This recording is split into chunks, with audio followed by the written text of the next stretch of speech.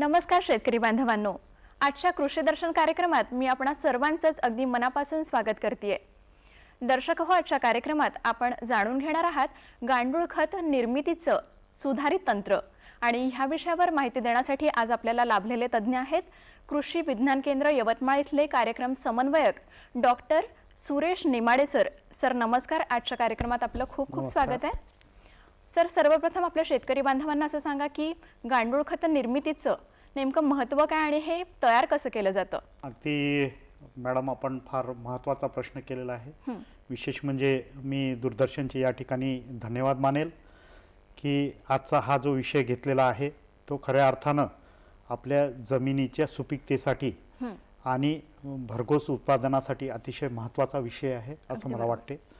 आणि त्याच अनुषंगानं सर्व शेतकरी बांधवांना माझा नमस्कार। मित्र हो, आपल्याला माहीत आहे की शाश्वत शेतीसाठी आणि त्याचबरोबर भरघोस उत्पादनासाठी जमिनीची सुपीकता टिकून राहणं आज काळाची गरज झालेली आहे। बरोबर। आणि ही जमिनीची सुपीकता टिकून राहण्यासाठी सेंद्रिय पदार्थाचा वापर होणं आवश्यक आहे आणि त्यातीलच सेंद्रिय खत जर आपण सांगू इच्छितो त्या ठिकाणी गांडूळ खत हे एक महत्त्वाचं सेंद्रिय खत आहे। तर आपण जो प्रश्न या ठिकाणी विचारलेला आहे, तर ह्या गांडूळ खताची निर्मिती कशी करतात?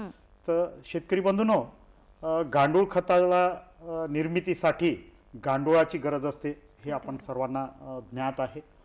गांडूळ खताची निर्मिती करत असताना लागणारे जे गांडूळ आहे त्याला आपल्या भारत देशामध्ये वेगवेगळ्या नावानं त्याला संबोधतात। जसं सांगायचं झालं तर मराठीमध्ये गांडूळाला त्या ठिकाणी आपण शिदोड म्हणतो, हिंदीमध्ये जर गेलं तर त्याला केचुआ म्हणतो। तर असे हे गांडूळ आपल्या जमिनीमध्ये एक महत्त्वाचं काम, जमिनीची सुपीकता टिकून ठेवण्याचं काम करत असतात। त्यालाच आपण दुसऱ्या पद्धतीमध्ये शास्त्रीय पद्धतीनं, सुधारित पद्धतीनं गांडूळ खत तयार करून ते खत आपण शेतामध्ये वापरण्याचा प्रयत्न आता करतो आहे। या ठिकाणी आपण जो प्रश्न केलेला आहे तर तो प्रश्न निश्चितपणे गांडूळ खत म्हणजे काय हा जर सांगायचं झालं तर जे काही वनस्पतीचा जन्य पदार्थ आहे त्याच्यामध्ये पालापाचोळा असेल, त्याचबरोबर जनावरांचे अवशेष असेल, यांचं ह्या सर्व पदार्थांचं गांडूळाच्या माध्यमातून प्रक्रिया करून जे खत तयार होते त्या खताला गांडूळ खत म्हणता येईल। आणि निश्चितच ह्याच्यासाठी गांडूळाचं महत्त्व अति आहे। गांडूळाशिवाय गांडूळ खतच तयार होणार नाही, अगदी बरोबर, याच्यात दुमत नाही। तर हे गांडूळ खत पीक उत्पादनासाठी आणि जमिनीची सुपीकता टिकवण्यासाठी अतिशय महत्त्वाचं आहे। अच्छा सर, पुढे असं सांगा की हे गांडूळ खत जे आहे ते जमिनीच्या सुपीकतेसाठी कसं काय फायदेकारक ठरेल सर? अति महत्त्वाचं आहे, कारण गांडूळ खताचा वापर जे काही आपण गांडूळ खत आपल्या प्रकल्पामध्ये तयार करणार आहोत याचा शेतामध्ये वापर जर केला तर निश्चितपणे काही शेतीच्या सुपीकतेसाठी अतिशय महत्त्वाचा फायदा या गांडूळ खताच्या माध्यमातून होईल। त्याचबरोबर दुसरा फायदा सांगायचं झालं तर गांडूळ खताचा दुसरा फायदा त्या ठिकाणी जमिनीची पाणी धारण करण्याची शक्ती वाढते। त्याचबरोबर जमिनीचा जो सामू म्हणतो आपण, बरेचदा आम्लयुक्त अल्कलीयुक्त जमिनी होतात आणि त्या मग पिकासाठी घातक ठरतात। अशा परिस्थितीमध्ये आपण गांडूळ खताचा शेतामध्ये जर आपण वापर केला तर निश्चितपणे आपल्या जमिनीची जे सामू आहे तो सामू उदासीन राहून पिकाच्या वाढीसाठी आणि भरघोस उत्पादनासाठी फायद्याचा ठरू शकते। गांडूळाचे इतरही फायदे आपल्याला सांगता येईल, जसं जे पिकाच्या वाढीसाठी आवश्यक असलेले सर्व प्रकारचे अन्नद्रव्य या गांडूळ खताच्या माध्यमातून पिकाला उपलब्ध होते। त्याच्यामध्ये मग मुख्य अन्नद्रव्य असेल, दुय्यम अन्नद्रव्य असेल, त्याचबरोबर सूक्ष्म अन्नद्रव्याचा पुरवठा सुद्धा आपल्या ह्या गांडूळ खताच्या माध्यमातून जमिनीसाठी होते। जमिनीसाठी होते म्हणजे अर्थातच ते आपल्या पिकाच्या उत्पादन वाढीसाठी त्याचा फायदा झाल्याशिवाय राहत नाही। त्याचबरोबर आणखीनही फायदे आपल्याला गांडूळ खताचे निश्चितपणे सांगता येईल। त्याच्यामध्ये सांगायचं झालं तर गांडूळ खत आपल्या शेतामध्ये वापर केल्यामुळे त्या ठिकाणी खास करून जे आपण म्हणतो गांडूळ च्या वापरामुळे त्या ठिकाणी शेतामध्ये सूक्ष्म जीवजंतू आहे. आता हे सूक्ष्म जीवजंतू पिकाच्या उपयोगाचे असतात आणि काही पिकासाठी घातकी असतात. परंतु उपयुक्त जीवजंतूची त्याची क्रियाशीलता त्यांचं म्हणजे कार्यप्रणाली वाढवण्यासाठी हे गांडूळ खताचा एक महत्त्वाची भूमिका त्या ठिकाणी असते. अच्छा सर, आता बऱ्याच प्रकारची खतं आपल्या शेतीसाठी वापरली जातात, तर गांडूळ खतामध्ये नेमकं कुठल्या प्रकारचं अन्नद्रव्य आपल्याला बघायला मिळतं? जसं मी आधी सांगितल्याप्रमाणे गांडूळ खत आपण शेतामध्ये जर वापरत असाल तर निश्चितपणे पिकाच्या वाढीसाठी लागणारे सर्व अन्नद्रव्याचा पुरवठा गांडूळ खताच्या माध्यमातून होते. आणि त्याचबरोबर एक बाब मला अधिक आणखी सांगता येईल की गांडूळ खत जर आपण शेतामध्ये वापरलं तर ते अन्नद्रव्याचं संतुलन करण्याचं कार्य ह्या आपल्या गांडूळ खताच्या माध्यमातून जमिनीमध्ये निश्चितपणे होते. आणि मी जसं सांगितलं तुम्हाला, जमिनीचे भौतिक, जैविक आणि रासायनिक गुणधर्म त्या ठिकाणी पिकाला म्हणजे आवश्यक असे गुणधर्मामध्ये त्या ठिकाणी वाढ वृद्धी करण्याचं काम हे गांडूळ खत करत असते. आणि त्याच्या माध्यमातून जे जसं मुख्य, दुय्यम आणि सूक्ष्म अन्नद्रव्य पिकाला लागते, तर ह्या अन्नद्रव्याचा पुरवठा या गांडूळ खताच्या माध्यमातून होते. आणि जेव्हा आपण हे अन्नद्रव्याची तुलना इतर सेंद्रिय खतासोबत गांडूळ खताची करतो त्यावेळेस निश्चितपणे या जे आपले संशोधन शास्त्रज्ञ यांनी जे निष्कर्ष मांडलेले आहे तर त्या माती किंवा गांडूळ खत तपासणीतून समोर आलेले आहे. निश्चितपणे सरासरी जर आपण बघितलं तर जे मुख्य अन्नद्रव्य ह्या गांडूळ खतामध्ये असते ते तुलनेने इतर सेंद्रिय खतापेक्षा अधिक असते. मग त्याच्यामध्ये नत्र असेल, स्फुरद असेल आणि पालाश सुद्धा असू शकते आहेच. आणि त्याचं प्रमाण जर सांगायचं झालं तर सरासरीमध्ये 2% नत्र, 1.5% स्फुरद आणि 1% पालाश सरासरीमध्ये या गांडूळ खतातून आपल्याला उपलब्ध होते. अच्छा सर, आता हे जे गांडूळ खत तयार केलं जातं तर याच्यामध्ये सर कुठल्या प्रकारच्या गांडूळाच्या प्रजाती आपण वापरत आणतो? अगदी महत्त्वाचा प्रश्न आपण केलेला आहे. शेतकरी मित्रांनो, गांडूळाच्या ज्या प्रजातीच्या संदर्भात जे काही संशोधन झालेलं आहे, शास्त्रज्ञ आणि त्यांचं साहित्य चाळले असता आपल्याला असं एक चित्र दिसून पडते की जवळजवळ जगामध्ये 2,500 पेक्षा जास्त गांडूळाच्या प्रजाती आहे. आणि जर आपल्या भारत देशापुरता आपण जर विचार केला तर काही शास्त्रज्ञाच्या मते त्या ठिकाणी 365 गांडूळाच्या प्रजाती आढळलेल्या आहेत. आणि ह्या गांडूळाच्या प्रजाती आपण जर खऱ्या अर्थानं पाहिलं तर त्याच्यामध्ये वर्गीकरण असं त्या पूर्ण जगामध्ये आढळलेल्या गांडूळाच्या प्रजातीचं वर्गीकरण शास्त्रज्ञांनी केलेलं आहे. ते वर्गीकरण करण्यामागे त्यांनी एक क्रायटेरिया त्या ठिकाणी लावलेला आहे. एक तर त्या ठिकाणी म्हणजे गांडूळ त्यांचं जे खाण्याची सवय आहे ती, आणि दुसरं ते गांडूळ जमिनीमध्ये किती खोलीवर राहतात याच्यावरून त्याचं असं वर्गीकरण 3 गटामध्ये केलेलं आहे. आणि ते 3 गट सांगायचे झाले तर जमिनीच्या पृष्ठभागावर राहणारे गांडूळ जे साधारणतः जमिनीच्या वरच्या थरामध्ये म्हणजे 15 ते 20 सेंटीमीटरच्या थरामध्ये आढळतात. दुसरा प्रकार जो गांडूळाचा आहे तर तो जमिनीच्या भूपृष्ठाखाली आढळते. आणि तिसरा जो प्रकार गांडूळाचा आपण त्या ठिकाणी सांगायचा आहे तर तो तिसरा प्रकार म्हणजे जमिनीमध्ये खोल बिळ करून त्या ठिकाणी हे गांडूळ राहतात. असे हे 3 प्रकारचे गांडूळ आहे. परंतु जेव्हा आपण गांडूळ खत निर्मितीचा विचार करतो तर त्यासाठी जमिनीच्या पृष्ठभागावर राहणारे जे गांडूळ आहे त्याचा शक्यतोवर वापर आपण याच्यासाठी करतो, आपलं गांडूळ खत निर्मितीसाठी करतो.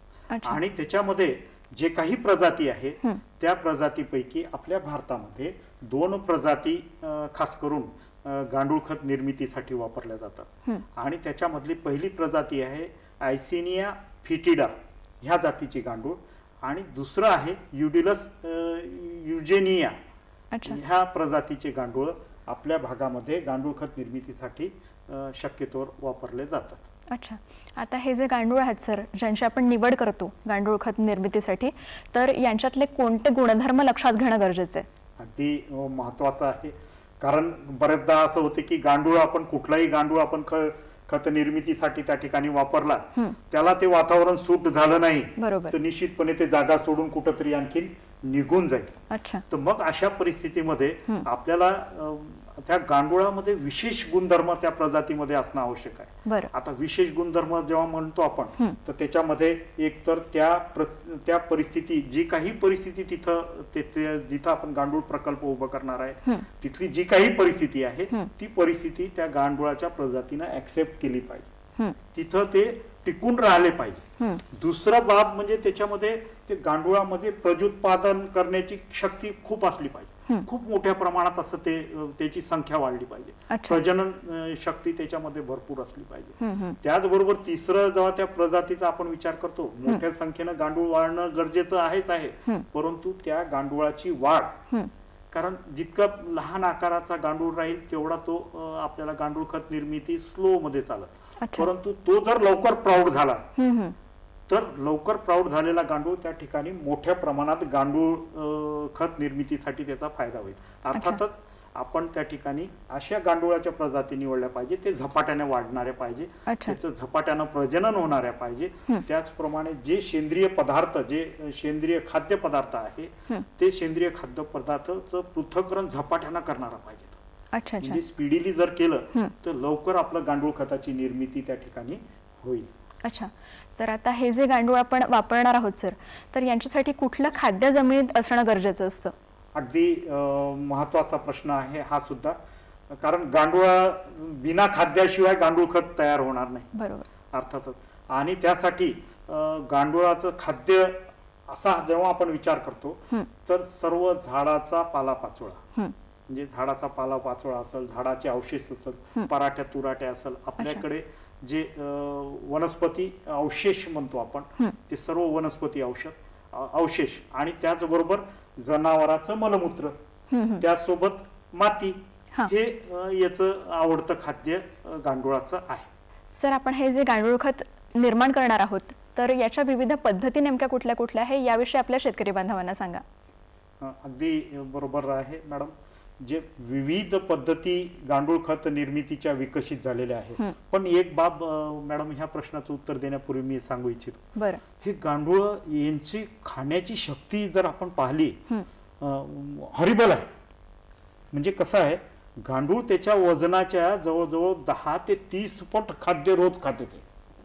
म्हणजे जे काही सेंद्रिय पदार्थ आपण त्याला खायला देणार आहोत, किंवा शेण, अर्धवट कुजलेलं शेण असेल किंवा मलमूत्र असेल, तर हे तो इतक्या झपाट्यानं खाते की त्या ठिकाणी मोठ्या प्रमाणात गांडूळ खत निर्मिती करण्यासाठी याची मदत होते. आणि आपण जे प्रश्न त्या ठिकाणी उपस्थित केलेला आहे की गांडूळ खताच्या निर्मितीच्या विविध पद्धती कुठल्या आहेत, तर त्या विविध पद्धतीमध्ये सांगता येईल की गांडूळ खत प्रकल्प जर आपल्याला उभा करायचा असेल किंवा गांडूळ खत निर्मिती आपल्याला जर करायची असेल, तर सर्व शेतकरी बांधवांना माझी विनंती राहील की त्या ठिकाणी आपल्याकडे असलेल्या परिस्थितीच्या अनुरूप आपल्याला कमी खर्चाचं त्या ठिकाणी ढीग पद्धतीनं गांडूळ खत करता येते. बरं. ही एक पद्धत झाली.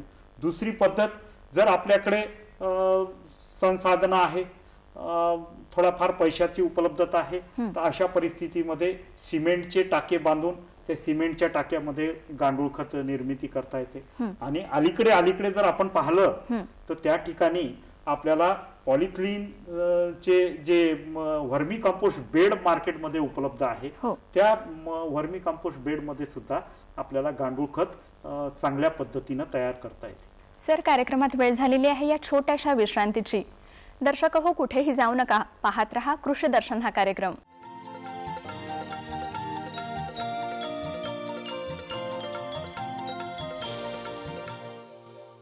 दर्शक हो, आजच्या कृषी दर्शन कार्यक्रमात आपलं पुन्हा एकदा स्वागत.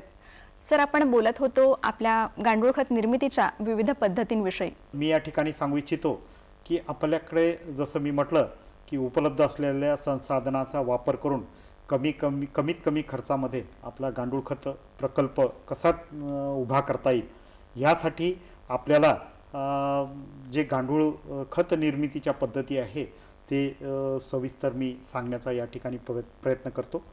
तर गांडूळ खत निर्मितीच्या जे विविध पद्धती शास्त्रज्ञांनी विकसित केलेल्या आहेत त्याच्यामध्ये ढीगच्या पद्धतीमध्ये गांडूळ खत निर्मिती करणं, दुसरी पद्धत त्याच्यामध्ये सांगता येईल आपल्याला सिमेंट टाक्याचा वापर करून त्या ठिकाणी गांडूळ खताची निर्मिती करणं. त्याचबरोबर तिसरी पद्धत जे सांगता येईल अलीकडे आपण पाहतो आहे की टार्पोलिन चा वापर करून व्हर्मी कंपोस्ट बेड त्याला आपण म्हणतो, तर त्या व्हर्मी कंपोस्ट बेडचा वापर करून त्या ठिकाणी मोठ्या प्रमाणात गांडूळ खताची निर्मिती प्रकल्प उभारल्या जात आहे. तर आपण या ठिकाणी एक पद्धतीच्या विषयी थोडक्यात मी सांगण्याचा या ठिकाणी प्रयत्न करतो शेतकरी बंधूंनो. तर जे मी पहिले सांगितलं ढिगाऱ्या पद्धतीनं आपण गांडूळ खताची निर्मिती करणं. आता याच्यामध्ये काय आहे की सर्वसाधारण ढिगारा पद्धतीनं किंवा कुठल्याही पद्धतीमध्ये गांडूळ खताची निर्मितीचा प्रकल्प आपल्याला उभा करायचा असेल तर सर्वात महत्त्वाची बाब त्या ठिकाणी विचारात घेणं गरजेचं आहे ते म्हणजे जागेची निवड. आणि जागेची निवड करत असताना ती जागा शक्यतोवर थोड्याशा उंचवट ठिकाणी असणं गरजेचं आहे, जिथं की पावसाच्या पाण्याचं साचणार नाही किंवा त्या ठिकाणी इतरही समस्या निर्माण होणार नाही. तर यासाठी उंचवट ठिकाणीची जागा गांडूळ खत प्रकल्पासाठी निवडणं गरजेचं आहे. त्याचबरोबर दुसरी बाब म्हणजे जे गांडूळ खत निर्मितीसाठी आपल्याला लागणार आहे सेंद्रिय पदार्थ, त्यानंतर जनावराचं मलमूत्र, तर हे जनावराचा गोठा शक्यतोवर आपल्याला आपल्या त्या गांडूळ खत प्रकल्पाच्या जवळपास असणं आवश्यक आहे. त्याचबरोबर गांडूळ खत निर्मितीसाठी महत्वाचा घटक म्हणजे त्या ठिकाणी पाण्याची उपलब्धता असणं हा सुद्धा अतिशय महत्वाचा घटक आहे. बिना पाण्याच्या उपलब्धतेशिवाय आपल्याला गांडूळ खत प्रकल्प त्या ठिकाणी राबवता येणार नाही. तर ही सुद्धा बाब अतिशय महत्वाची आहे. आणि हे सर्व आपण जागेची अशा पद्धतीनं निवड केल्यानंतर मी सांगतो आहे की ढीग पद्धतीनं त्या ठिकाणी गांडूळ खत निर्मिती कशी करायची. तर दुसरा मुद्दा येते की त्या ठिकाणी अशा जागा निवड जी जागा आपण निवड केलेली आहे तर त्या जागेवर एक आपल्याकडे उपलब्ध असलेलं जे समजा लाकूड फाटा असेल त्या ठिकाणी किंवा इतर काही पिलर असेल तर त्या माध्यमातून आपल्याला एक त्या ठिकाणी शेड उभं करायचं. आता शेड उभं करत असताना आपल्याकडे उपलब्ध असलेलं जे खाद्य गांडुळाचं खाद्य मटेरियल किती आहे, ते सेंद्रिय मिश्रण गांडुळाचं मिश्रण किती आहे याच्यावर आपल्याला शेडचा आकार ठरवणं गरजेचं आहे. तर नाहीतर काय होईल त्या ठिकाणी आपण आपल्याकडे जे गांडूळ खतासाठी लागणारं खाद्य जे आहे ते फार थोड्या प्रमाणात असेल आणि फार मोठं तिथं 1000 स्क्वेअर फुटाचं जर आपण त्या ठिकाणी शेड उभं केलं तर त्याचा फारसा उपयोग काही होणार नाही. बरीचशी जागा आपली रिकामी राहील. म्हणजे थोड्याशा जागेमध्ये भागत असताना तिथं एवढी मोठी जागा त्या ठिकाणी शेडसाठी वापरणं गरजेचं नाही. तर अशा परिस्थितीमध्ये सर्वसाधारण जे शेड आपण उभा करतो तर तो साधारणतः 15 फूट रुंद आणि 20 फूट लांब अशा 15 बाय 20 फुटाचा आपण शेड त्या ठिकाणी झोपडी म्हणायला काही हरकत नाही त्या ठिकाणी उभी करणं गरजेचं आहे. झोपडी म्हटलं की त्या ठिकाणी दोन्ही बाजूला असा जो छप्पर आहे त्या छपराचा असा उतार असणं गरजेचं आहे. आता उतार असा दोन्ही भागेला असा जर उतार आपण ठेवला तर त्या ठिकाणी मधोमध जे झोपडीचा भाग आहे त्या ठिकाणी 8 फुटापर्यंत आपल्याला उंची ठेवणं गरजेचं आहे. आणि साईडचे जे आपल्याला आहे उतार तो 5 ते 6 फूट आपल्याला जास्तीत जास्त त्याची उंची ठेवावी लागेल. म्हणजे तो असा उतार त्या ठिकाणी आपल्याला तयार होईल. आणि निश्चितपणे ह्या अशा उभारलेल्या शेडमध्ये आपल्याला त्या ठिकाणी आपल्याला सर्वप्रथम त्या ठिकाणी वाफे तयार करावं लागेल. त्याला गादी वाफे आपण म्हणतो. तर ते गादी वाफे आपल्याला सुरुवातीला आखून घ्यावं लागेल. त्या गादी वाफ्याचा आकार सुद्धा अतिशय महत्वाचा आहे. आणि तो गादी वाफ्याचा आकार आखत असताना साधारणतः त्याची रुंदी जी आहे 3 फुटापर्यंत रुंदी आणि आपल्याकडे उपलब्ध असलेल्या खाद्यपदार्थाच्या अनुषंगाने त्याची लांबी आपल्याला ठरवावी लागेल. सर, कार्यक्रमात एका छोट्याशा विश्रांतीची वेळ झालेली आहे. दर्शक हो, कुठेही जाऊ नका, बघत रहा कृषी दर्शन हा कार्यक्रम परततोय थोड्याच वेळात.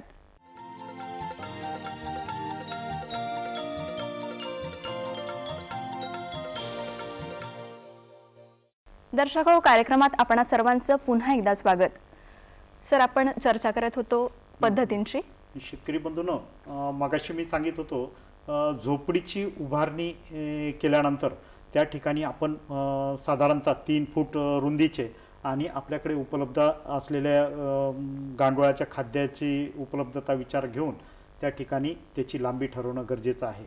आणि हे जे वाफे आहे ते साधारणतः 9 इंचापर्यंत म्हणजे पाऊण फुटापर्यंत ते खोदून त्याची माती वेगळी करणं गरजेचं आहे.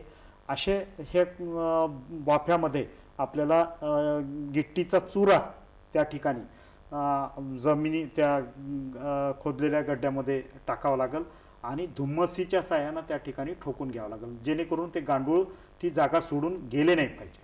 आणि अशा धुम्मस केलेल्या त्या बेडवर आपल्याला परत त्या ठिकाणी जे गांडुळाचं आपण 2 आठवड्यापूर्वी गोळा केलेलं मिश्रण जे आहे त्याच्यामध्ये 50% शेण आणि 50% सेंद्रिय पदार्थ असं दोन्ही याचं मिक्सचर पावड्यानं जे आपण 2 आठवड्यापूर्वी गोळा केलेला आहे ते त्या ठिकाणी साधारणतः 6 इंचापर्यंत त्याचा थर त्याच्यावर देणं गरजेचं आहे. त्याच्यावर परत आपल्या शेतामधली बारीक माती चाळणीने गाळून त्या ठिकाणी हलकी आपण थर देणं गरजेचं आहे. अर्थातच त्याच्यावर 40 ते 50% ओलावा त्या सेंद्रिय पदार्थामध्ये राहील, त्या मिश्रणामध्ये राहील. ह्या दृष्टिकोनातून आपण पाणी शिंपडणं गरजेचं आहे. आणि त्याच नंतर मग वरचा थर जो आहे तो थर साधारणतः 9 इंचापर्यंत आपल्याला द्यावायचा आहे. घमेल्यामध्ये आपण जे वर मिश्रण करून ठेवलेलं आहे शेणखत 50% आणि सेंद्रिय पदार्थ जे बारीक केलेले सेंद्रिय पदार्थ आहे तर ते एकत्र मिसळून घमेल्यामध्ये घेऊन ते साधारणतः घमेलं पालथं आपल्याला त्या थरावर टाकावायचा आहे. आणि साधारणतः 9 इंच उंचीचा आपल्याला तो थर द्यायचा आहे. आणि ह्या थरावर परत पाण्याचा शिडका देऊन त्याच्यावर आपल्याला गवत म्हणा किंवा जुनं गोनपाट असेल ते त्याच्यावर अंथरून द्यावं लागेल. त्याच्यापूर्वी आपल्याला साधारणतः एका घमेल्यासाठी आपण म्हणतो की त्या ठिकाणी 20 गांडूळ 20 गांडूळ ह्या प्रमाणात त्याच्यावर गांडूळ आपल्याला त्या बेडवर टाकून द्यावं लागेल. आणि मग त्याच्यावर आपल्याला हे गोनपाटाचं आच्छादन करून त्या ठिकाणी हे गांडूळ तयार करण्यासाठी आपण सोडून द्यावं लागेल. निश्चितपणे ह्या पद्धतीने आपण जर गांडूळ केलं, खत तयार करण्याचा प्रयत्न केला तर साधारणतः 60 ते 70 दिवसामध्ये हे गांडूळ खताची निर्मिती होईल. आणि जसजसं आपण समोर जाऊ याच्यामध्ये तसतसं गांडूळ खत निर्मितीचा कालावधी त्यामध्ये गांडुळाची संख्या वाढल्यामुळे कमी होत जाईल. त्या ठिकाणी साधारणतः 1-1.5 महिन्यामध्ये समोर भविष्यामध्ये त्या ठिकाणी ह्या बेडमध्ये टाकलेलं मिश्रण आपल्याला गांडूळ खताच्या रूपामध्ये मिळेल. आता दुसरा प्रकार गांडूळ खत निर्मितीचा त्या ठिकाणी मी सांगितलेला होता की सिमेंटचे टाके वापरून जवळजवळ सारखी पद्धत, जसं ह्या बेडवर आपण ढिगाऱ्या पद्धतीनं आपण गांडूळ खत निर्मिती केली, जवळजवळ तसंच पद्धतीनं सिमेंटचे टाके वापरून. आता सिमेंटचं टाकं जे वापरायचं आहे ते साधारणतः आपल्याला 4 फूट रुंदीचं सिमेंटचं टाका आणि लांबी जर आपण म्हटलं तर 10 फुटापर्यंत लांबी आणि 2 फूट उंचीचं असं सिमेंटचं टाकं त्या ठिकाणी आपल्याला करावं लागणार आहे. तिसरी पद्धत जे सांगितलेली होती मी त्या ठिकाणी आपण जे टार्पोलिनचे जे वर्मी कंपोस्ट बेडचा वापर करून त्या ठिकाणी आपण गांडूळ खत निर्मिती करतो. तर ह्या गांडूळ खत निर्मितीमध्येही जवळजवळ सारखीच पद्धत त्या ठिकाणी अवलंबणं गरजेचं आहे. पण खबरदारीची उपाय या ठिकाणी एक घ्यावा लागेल आपल्याला. त्या बेडमध्ये ओलावा जो आहे तो ओलावा 40 ते 50% टिकून राहील. सर, आजच्या कार्यक्रमात आपल्या शेतकरी बांधवांना आपण गांडूळ खत निर्मितीची सुधारित पद्धत याविषयीची जी उपयुक्त माहिती दिली त्याबद्दल नागपूर दूरदर्शनतर्फे मी आपले खूप खूप आभार मानते. धन्यवाद. नमस्कार सर. नमस्कार.